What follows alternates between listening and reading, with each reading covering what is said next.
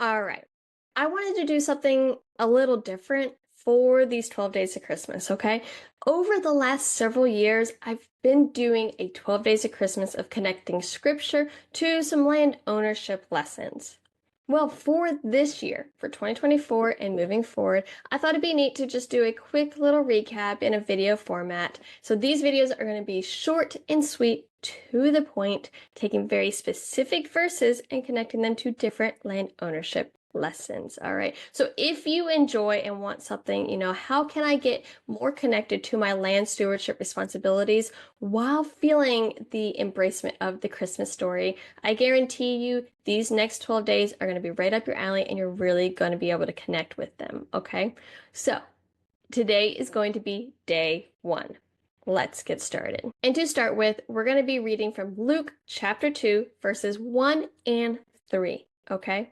And it says, "In those days, a decree went out from Caesar Augustus that all the world should be registered, and all went to be registered in each hometown."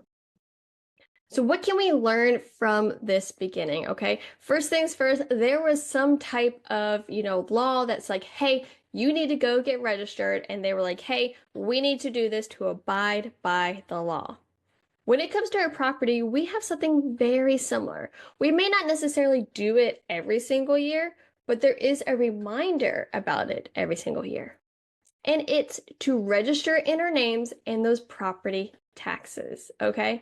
This really only is most important when you're inheriting or buying a piece of property. The first thing you're going to want to do is make sure that the title and everything is registered in your name. You want the property to be in your name. If you leave it not in your name, one, you don't actually now have the authority to do anything, but two, say it gets passed on within the family, but no one actually claims it, you're now creating this heirs issue. And trust me, heirs property can be very difficult to untangle once you start down that road.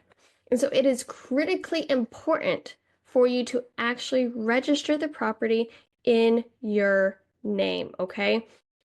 Now you may be thinking, well, this is just a way for the state to keep records and they can maintain their property taxes and make sure they're getting the taxes from the right person.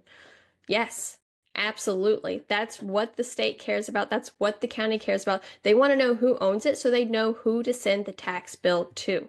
But for us, this is also crucially important because if we do not get those property taxes paid, if we do not receive the right information because we did not take the time to get our property transferred into our name, your property can potentially be lost in a tax sale, and you're never going to really be able to take advantage of a lot of opportunities that are coming around the corner, okay?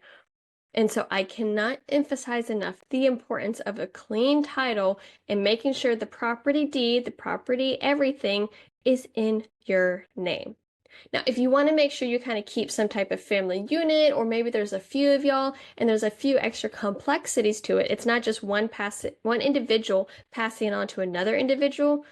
Think about getting an LLC. You can get a trust. You can get a partnership. There's a lot of different ways that you can pass on the property or to register it in different legal entities that align best with whatever structure you're trying to create. But the importance of actually getting it done, okay? So remembering day 1 starts with, the Christmas story starts with, that there was a decree from Caesar Augustus that all the world should be registered, and all went to be registered in each to his own town. All right, make sure we're following those governmental regulations despite how tedious they may